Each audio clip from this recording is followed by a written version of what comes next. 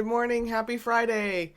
We are back after a 2-week break. I'm sorry. I forgot to tell everyone I was visiting my sister on my days off last week. Everything's fine. Baby's fine. I'm good. Mom's good. All's well. All is well. Willow's good. Willow, the dog, is good. We have a lot to talk about. There's a lot of tea. Okay, first to start, what? Willow apparently wants in on the podcast. Oh, Willow has a lot of opinions. So last week it was announced that Meghan's podcast Archetypes is coming to Spotify this summer. Per the press release, the series will focus on discussing labels that hold women back, and there's some big names already confirmed, like Stacey Abrams. It should be good. I'm looking forward to it. Yeah. Except for the whole Spotify thing. I know. We're not another story. We're not stoked about the Spotify thing, but we'll live. The press release, of course, was followed by the usual whining, which I think we should ignore. But I also wanted to point out there were no leaks. No one knew about this before the press release dropped. And people on Twitter and Rhoda like to pretend they have inside info, but they don't. Things don't leak. Yeah. It's good. And it just reinforces that why they were... Is she licking you? She's licking my foot. Willow, you're interrupting our podcast. Can you lay down? Okay.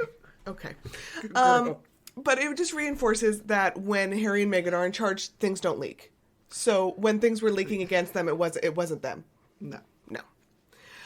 Right afterwards, YouTube started demonetizing videos on a channel called Yankee Wally. This user has become like a lightning brand on a whole bunch of social media websites, including some of the right-wing ones like Rumble. A lot of us have been pointing out that she'd broken the terms of service, like many Meghan hate accounts, but was still up and running. They demonetized a few videos, and then they removed the whole thing. So it is gone, and she was one of the biggest voices. This is jumping around a bit in the timeline, but after losing her money, Yankee Wally started posting private DMs between her and BuzzFeed reporter Ellie Hall, which are pretty bad. Did you see this? I don't know who any of these people are or what you're talking about. Okay, so a BuzzFeed reporter, someone who routinely posts things on BuzzFeed, was basically like gassing this woman up in private DMs, including stooping so low to promise her that she's looking into the accusations that Meghan was never pregnant. I mean, just, it's bad. It's a bad look for BuzzFeed. This woman has since kind of disappeared off Twitter for a little while. But anyway, Yankee Wally's gone off YouTube. Thank you, YouTube, for doing something right. I trust you. Thank you, YouTube. Thank you, too. Tom Hiddleston got engaged to Zawe Ashton. I believe that's how you pronounce the shortening of her first name. And I think this tweet by user Stitch kind of sums it up.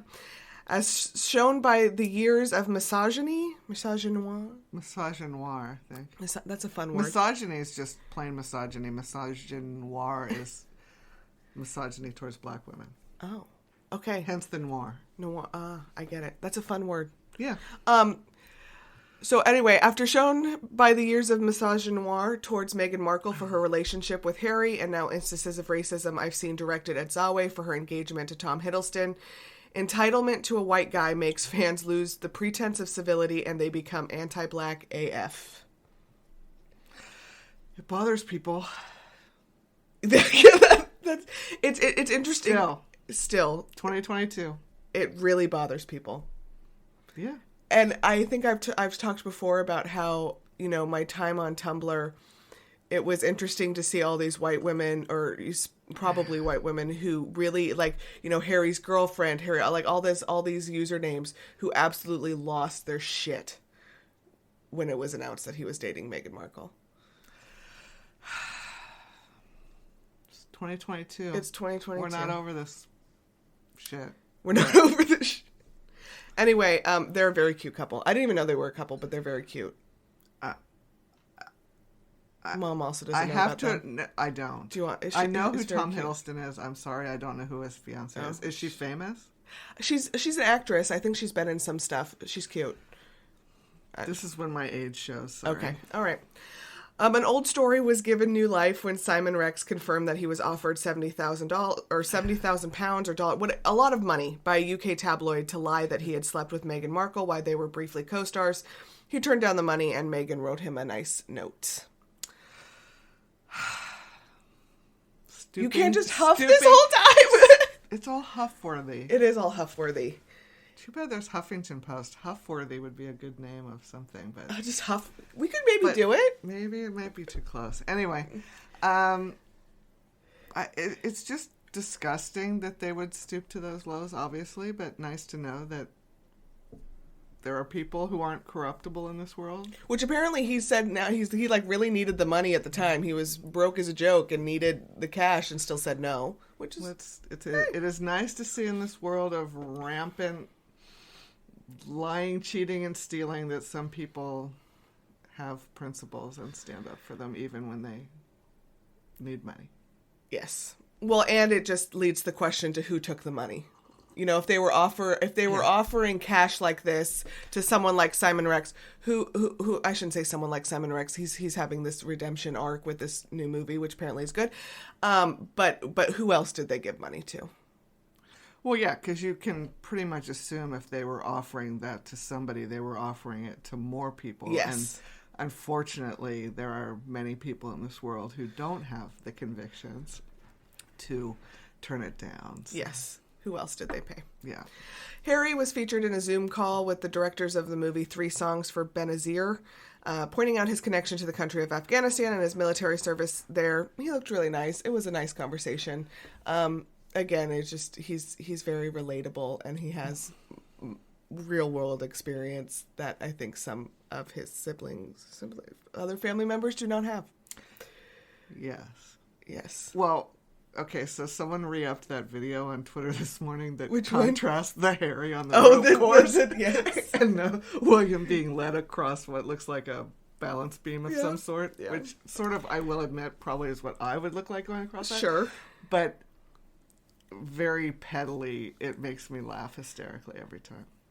I think if you need a breakdown, like a less than 20-second breakdown of what happened between those two brothers, it's that video. Yeah. I mean, really, it just if you have to watch one thing and you have less than a minute, that video is what you should watch. And it just shows that, I mean, it's sort of just a metaphor for the whole thing of Harry moving quite easily through the world and William needing like 6 people to assist him and still has to sort of gingerly take steps. No, that's what I'm saying. I mean, it's exactly their life in a microcosm. If you have to show someone one thing and they have less than a minute, that's the thing to show them. Yes. So now we have to talk about the tour. That's not huff-worthy. That's just laugh out loud worthy. And I'm going to be petty because I can be petty. I think first we should talk about how these things don't happen in a vacuum. And the big picture here is that, especially as the so-called modern stars of the royal family, Will and Kate have consistently had a race problem. And this goes past Meghan. And obviously after. On their 2012 tour, one of the first big ones they did, they were carried by the people of Tuvalu, which I would argue are the worst photos probably of their royal career. There's not much to say about that. It's bad. I mean, it's bad. Colonial Jeep reenactment. Okay, we're going to talk about that. It's bad, but approaching that. It's approaching it, but it's not. I don't think it quite hits. It doesn't have the combo of having people like literally carry them. Yeah. Then there have been photo after photo from engagement and later tours where both Will and Kate, but to be frank, usually Kate, look visibly uncomfortable around black people. Yeah. Which has been a consistent problem. Even when that black person is LeBron James. Well, that's exactly what I mean, that was like early on. I mean, it seems early on where they tried to explain that whole thing away about how, you're not supposed to touch the royals, blah, blah, blah, blah, blah. Which I think is nonsense in large degree because especially for the younger royals, I think those protocols don't make sense. Diana started busting that, 30 years ago. Yeah. And I think like that little piece at the time, they maybe could explain it away in a vacuum, but it makes all kinds of sense now with everything that's happened. I mean, it doesn't make sense, like, in a good way that it's good conduct, but seeing that is, like, just one piece in a much larger, now a bazillion examples. Yes. It's not just, like, don't touch the royals. It's like... Don't touch the royals if you're... Yes. A certain shade. Yes. Even when you're freaking LeBron James. Yes. Who's putting a hand on your shoulder for a photo op. Like, oh my God. Well, and because the natural... I mean, I don't know. Maybe it's different in Britain, but at least here in the United States, if you get, 3 people together for a photo, the natural instinct is to sort of lean in, put arms around. So, I mean, it's just it's nothing weird, creepy, scary. It's just, this is how you take a picture. And for people who have their picture taken all the time, it seems weird to me that they don't. I don't know. There is a strong... I think maybe they do use the whole, don't touch the royals because on top of the R word with them, there's this just inherent snootiness that I think they also lean into instead of leaning away from, like Harry and Meghan and Diana did. I know there's evidence from her college days that Kate was a little bit of an exhibitionist. But she does seem to have some, as a working royal woman, she seems to have some degree of social anxiety. And she hasn't cared enough, because you can kind of learn to be better. And she hasn't cared enough to do that, so this isn't really an excuse. But I think sometimes they use the don't touch to kind of keep that, I don't know, I feel like she has used that to kind of keep people at an arm's distance, because she doesn't want anybody really in her circle. Well, yeah, and I just feel like to a much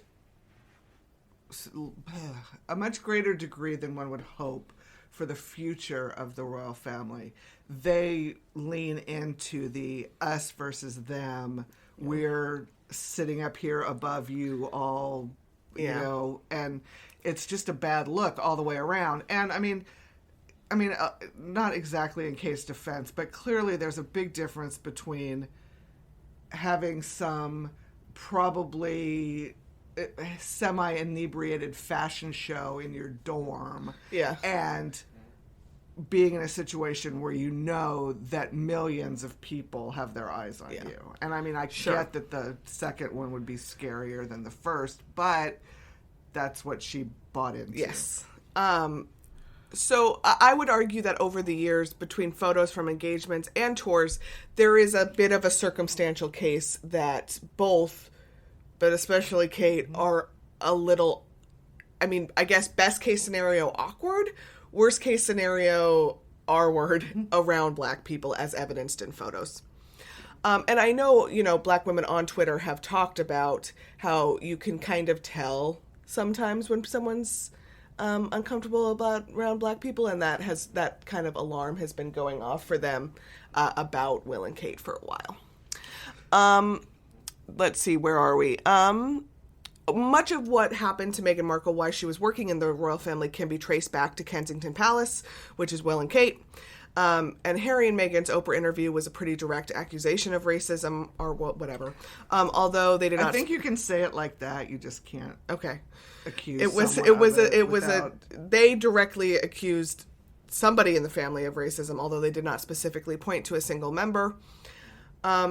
There's a pretty huge scandal in the UK when it comes to the Windrush generation, which I believe refers to a certain group of Caribbean immigrants that came to the UK between 1948 and 1970.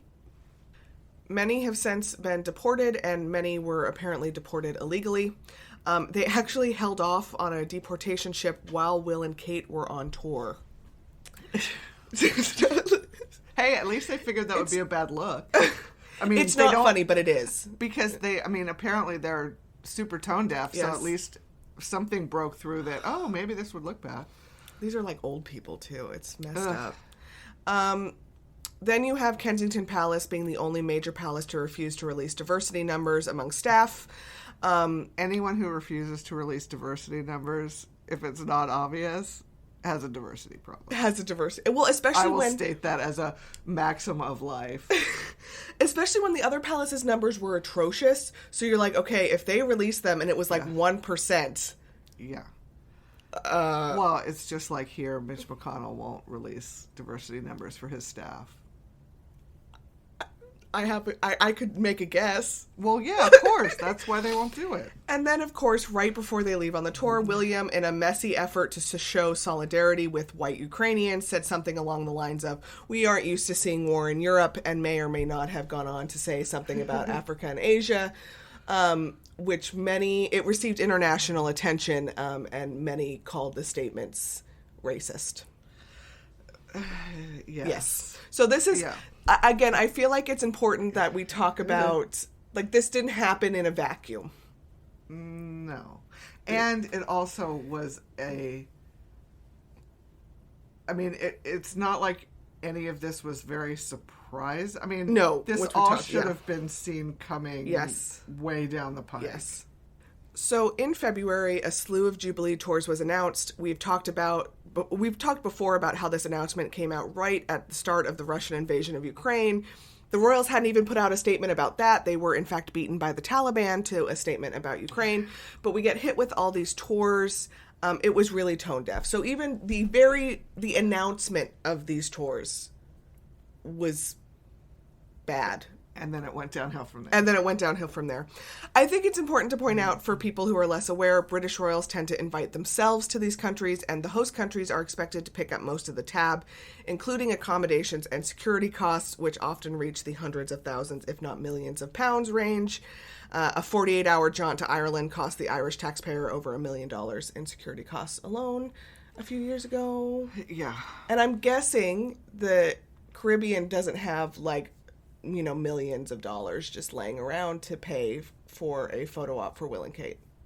I assume that's correct. And someone said, I think the day has passed for royal tours, and I think that's probably true. Put the little cap in that. Yeah. So it's announced Will and Kate are going to Jamaica, Belize, and the Bahamas, Caribbean tour, and immediately there are loud grumbles, including specifically Jamaica and Belize are not interested in paying for Will and Kate to come. These grumbles are important because Cambridge defenders will say they were later blindsided. They were not. They were absolutely not. Even before the tours were actually announced, these tours always come with rumors. There's always soft rumors. They're going somewhere. Even when those soft rumors were there, Jamaicans especially were like, no, not into it. Yeah. I would argue... I heard they weren't into it. So if I heard, I'm pretty sure that people in the royal families, who are charged, paid to do this, who are sort of charged with figuring these things out, could have figured it out. I would argue at this point, smart PR would have done something. Yeah. To modify. They could have used Ukraine. It was it was so easy. Get them out of this. Yeah. It would have been so easy to just say, in light of the situation in the world and the war in Ukraine, we've decided to cancel. And it would have been easy, and it would have been plausible, and it would have been a cover-up, but it would have been plausible. It would have been better than what happened. Yeah. And I would also argue that, again, I say later on in my little outline that most Cambridge, whatever, Will and Kate, most of their tours have been failures, but they've been quiet failures, where it's just kind of for those of us paying attention. But they're not good at this. They've never been good at this. There was one tour that went well, in 2014 to Australia, because they had Baby George. And Baby George kind of stole the show, and that's why that tour was successful. That's it. Yeah. They're not good at this. So sending them into somewhere that is already saying, no, not into it, they're not who you send. They're not good at this. Yeah. Well, yeah. It's just piles upon piles upon piles of evidence that in 2022, royal tours are basically archaic and stupid. So they ran the gauntlet first. They went to Jamaica first. On the same day Will and Kate landed in Jamaica, a government source proclaimed they were starting the process of removing the Queen as head of state. As soon as Will and Kate left, then, which apparently blindsided everyone, they go meet the Prime Minister, who tells both of them to their faces on camera that they're moving towards independence. They're removing the head of state. Even before they could, sit down. Yeah. The Prime Minister was like, no, we're done. Yeah. I mean, if this was intended to be, some sort of, hey, the monarchy's now young and hip and you should stick with us tour, that's one of the bazillion levels on which it failed spectacularly. Well, and this was the same day Boris Johnson was ignored by all the other NATO countries. So it was like this 1-2 punch for the British Empire of like... And then, but we also get back to the point where Will and Kate, I mean, in this grand scheme of things, are Will and Kate old? No, absolutely not. Right. But for young people, 40 years old is not young. Yeah. So this idea that they're the young and hip, I mean... well, okay, they're younger and hipper than... The rest. Sure. Like the average... I mean, they're not hipper, but they are younger than the rest. Sure. But... we get into this problem where they have been infantilized their whole working career. And again, I'm not here to tell you 40 years old is ancient. But for the young and hip crew, 40 years old is not young. And for most people, 40 is an age at which you'd be fairly well established in your career and know what you're doing and hopefully be, competent at it. Yes. And if this is their career, which it is, I suppose, I'm sorry, then... I think they're still kind of in the figuring it out stage, which seems way like it should have been 20 years ago. Well, and Charles, they're in this weird phase where they're really not young anymore. They're not old yet, so they don't get the same pass that the Queen and I think to a degree Charles gets on some of these issues. Because I think, and it's a stupid excuse, it shouldn't be used, but I think there is that, they're just from another time kind of thing that happens with old people where certain comments and behaviors can be excused. And Will and Kate are both neither young, but they're also not old enough to get those excuses. So they're kind of in this weird space.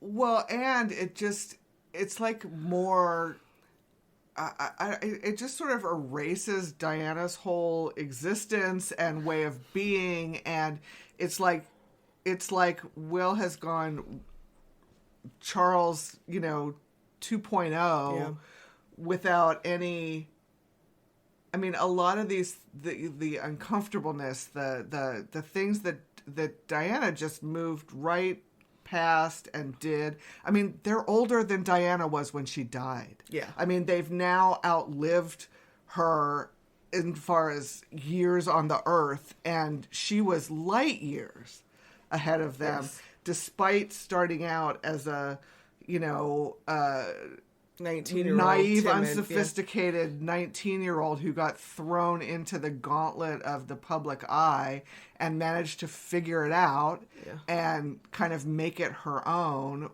way before their age. And, I mean, in a way that Harry certainly seems to have figured out. Yes. A Jamaican commentator went on Good Morning Britain and basically said they would have been cool with Harry, but nobody wanted Will and Kate. Further burning it in that Harry had a very successful Jamaican tour back in 2012.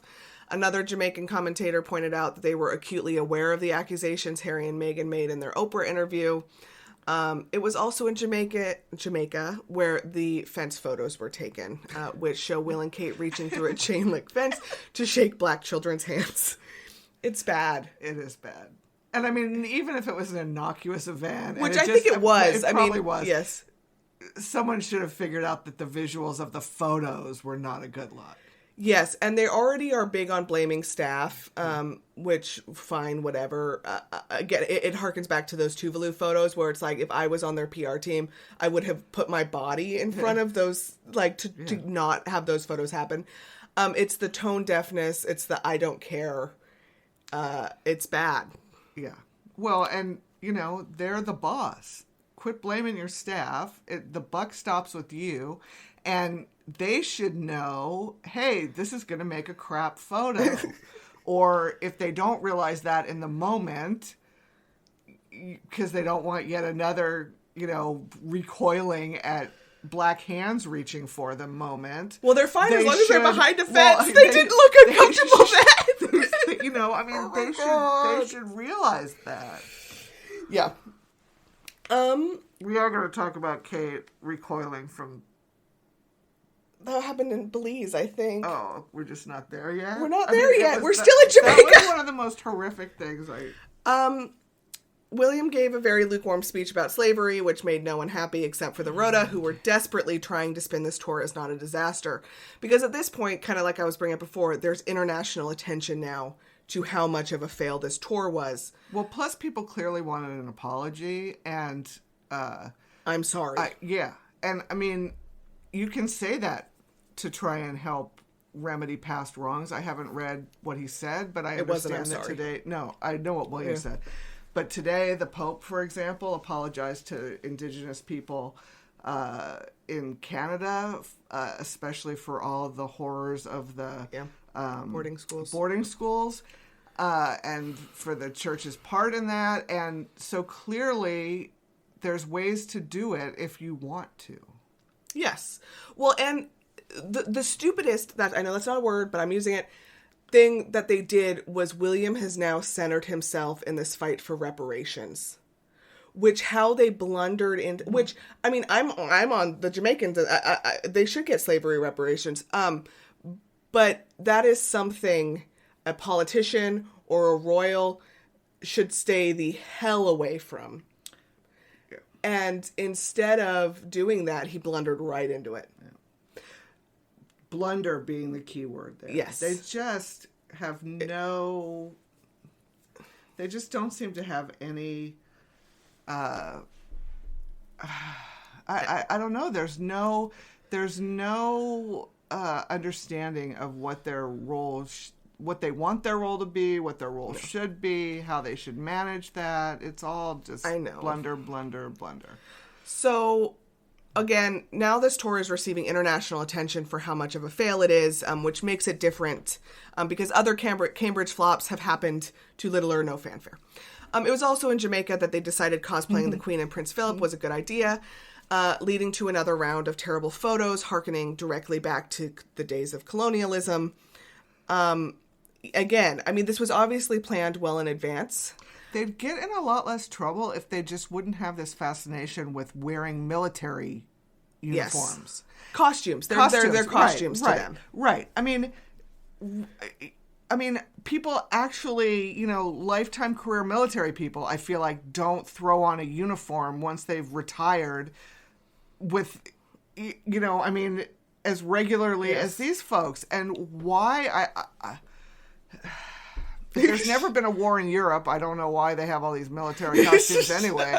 But, I mean, why are they so obsessed with when they get sort of quote-unquote dressed up that it be in some sort of military uniform? Because they think it legitimizes them in some way. It makes them look ridiculous. Yes. And obviously the colonial kind of aspects of the costume for Jamaica was, double bad. But I really just do not get the fascination or the obsession with wearing military uniforms as a member of the British royal family. Male member, obviously. Yeah.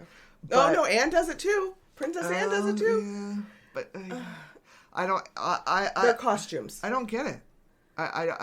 Which, in dressing up in military... The Queen doesn't do it, and she actually was, in the military. No, well, kind of. Sort of. And I think she did it when she was younger. But, mom's rolling around. It's something I realized that William was nominally in the military too, but yeah. I mean, they're costumes. Just stop. They should hire us, really. Just stop. It's a very kind of dictator thing to do. Dictator-like thing to do. Because that's what they do is they award themselves all these medals and then they play dress up. Yeah. And the British royal family does that too, and it's weird. It's weird, and it's ridiculous, and it's gross, and they should stop. In my humble opinion, yes. And obviously they take my advice. This is a petty thing to bring up, but Kate's clothes were ugly the whole tour. They were ugly, which that's the only thing she has to offer. I'm sorry, it is. She doesn't give good speeches. She doesn't do good photo. I mean, the only thing she has to offer is a discussion about her clothes, and they were ugly. Yeah. I'm sorry. I sort of can't get over every time I see her in a photo how skinny she is. But, yes.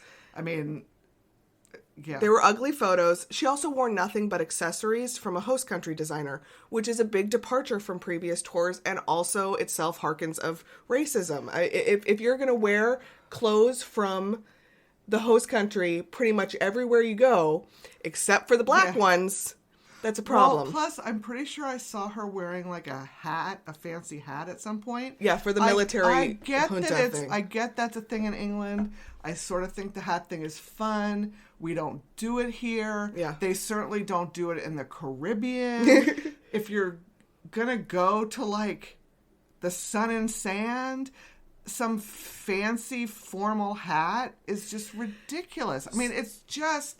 I mean, no one else there is going to do that. That's not fancy dress. I mean, it's just... I mean, even coming here, I think, wearing, like, some really fancy hat looks kind of silly. Because it's just not silly. Done. And I mean, it's... But past the hat, the clothes were ugly. Like, they were ugly. They were ugly clothes. Yeah. Well, she's clearly falling into kind of the... historic, matronly, you know, she'll have the pastel matching handbag, shoe, coat combo any day now, like the queen, you know? I mean, I don't know. She just dresses like someone who's... This is what's weird. They get infantilized and treated like they're children, but she dresses like she's much older than she is. A week later, we still haven't gotten a cost breakdown, which is also different from previous tours. So my guess is not only were the clothes ugly, but they were very, very, very expensive. Yes, probably. Yeah. Belize was next. While the minister said nothing directly to Will and Kate's faces, they also signaled through press releases that they were starting the process to remove the Queen as head of state. Will and Kate went scuba diving, which a main criticism of all their tours, I mean, for 10 years, has been that they're state-funded vacations. So that's a choice. Yeah. I didn't put it in my script, but you wanted to talk about the fact that Kate visibly recoiled. She visibly... I mean, it was awful. I mean, that video was like, what the hell? I mean, it was... Yeah. Yeah. And then the excuses start, and that it makes it worse, right? Yeah. The excuses of... you know, oh, maybe there was something in front of her. Maybe she didn't want to go that direction. Or, oh, you're not supposed to touch the royals. Or, like, it makes it worse. And even that stuff, like, okay, you're not supposed to touch the royals. Don't you? I mean, if I went to Britain tomorrow and ran into the Queen, people would expect that I curtsy to her. Even though I'm not her subject. We fought a war to, you know, break away from England. But American women... who actually get audiences with the Queen go over there and curtsy. It's expected. We are supposed to conform to the British traditions if we go there. But it seems like they don't think they should conform to anyone's traditions when they go to their country. No. And that's what it seems like. And if they go to a country where people want to take their hand or put their arm around them or are, you know, friendly and warm people, it seems to me they should try and adapt to that instead of they want to take their little island bubble all around the world and have everyone kowtow to it. And it's, you know, once upon a time, you know, I suppose they got that deference, but... They're not getting it. They're not getting it, and I think it's... I mean, I don't know. Yeah. It's, again, I go back... And you would totally curtsy to the Queen if you... I would not curtsy to the Queen. Why would... I'm never ending up in Buckingham Palace. Because it would be expected of you, and you would do it. I'm just saying you would. If you were ever in Buckingham Palace... If you were in Buckingham Palace... Okay, well, I mean, I'd like to think I wouldn't either, but... Okay, fine. You would. I'm gonna... Whatever. Again, we go back. And I'd probably fall in my ass. Well, we're never getting invited. Get back up. I know we're not getting again, I believe there is a strong circumstantial case here that when they are being carried by black people, when they are shaking black people's hands through a fence, when they are standing on top of a Jeep, in front of a whole bunch of black people. They look perfectly happy to be there. But whenever there are very few photos on the ground where those two look comfortable around black people. And that is and nothing spontaneous. I mean, no. it never and spontaneously. That is a problem when you're supposed to be the younger, hipper, less racist. Yeah. I mean, it's a problem for anybody, but especially for people who really should know better. By the time they hit the Bahamas, everyone was in full disaster mode. William gave another speech. Kate ate conch penis in an effort to look relatable. Okay, I don't think that's so. I mean, supposedly either it was like a total joke that they were trying to make her look bad, or it's actually some delicacy. I think it is an actual delicacy. And I mean, I don't think that's, we're not allowed to giggle a little bit that Kate ate conch penis. Come on. Well, it is funny, but if it's seriously like a local delectable thing, then it's at least sure she was it tastes making good. an effort. She was making an effort. She made a whole effort. And again, I think more people were bringing it up that if Meghan had done the same thing, there would have been 400 articles about how she was embarrassing the Queen. But of course, everyone patted Kate on the back for dropping conch penis into her mouth on camera. So, okay, I bet if I'm going to bow to the Queen, you would eat conch penis in the Bahamas. Well, you're the most adventurous eater of the family. You would definitely try it. I would definitely try it. Whatever.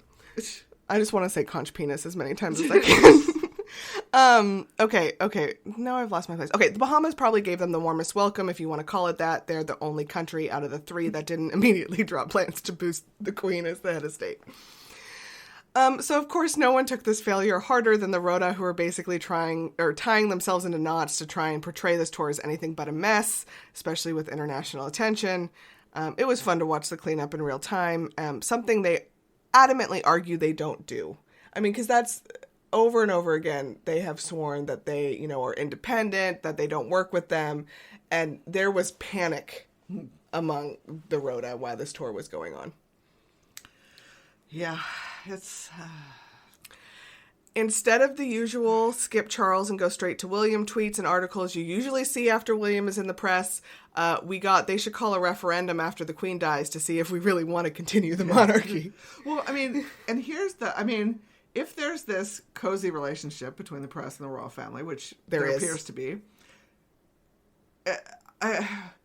why don't the people in the press tell them this is, I think in some ways they do. And maybe it's just because it's so, as with all their relationships, seemingly, it's completely one-sided, and they expect the press to do whatever they want, but they're never going to take advice from those peons, seems to be their attitude on everything. And, but it seems to me that, the press should have foreseen what a disaster this would be, and there probably should have been some sort of effort. I mean, there shouldn't have been. They shouldn't have this cozy relationship, but they do. If they do, it seems like it certainly doesn't work very well. I think they try. And I mean, publicly, way back when, that one with Arthur Edwards, who's a big photographer and gives his 2 cents, and it's always shit. But he told William years ago in an article not to surround himself with yes men. I think in ways they do try and tell them, but then when push comes to shove, they're going to protect them because they play for the same team. Yeah. But anyway, it was a big tonal shift afterwards, and they are still kind of scrambling. But we're moving on. We're not talking about the slap. Good.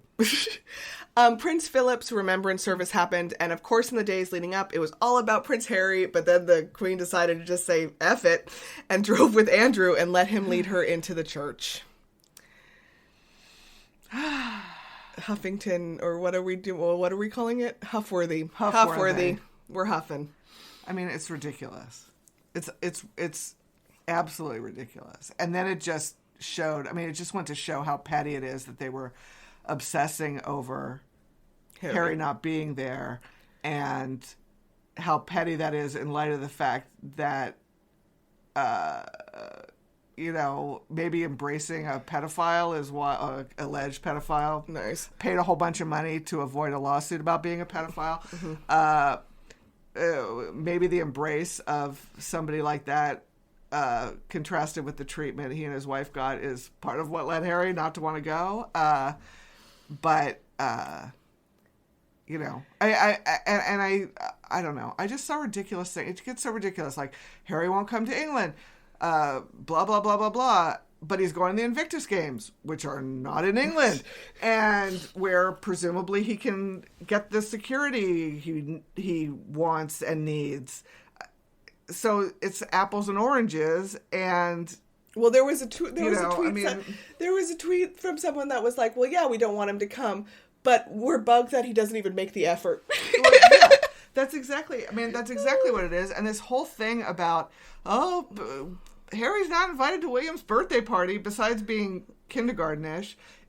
I mean, if Harry and or Meghan came, it would so overshadow William that he can stand the competition, which is 100% the reason why Harry's not invited.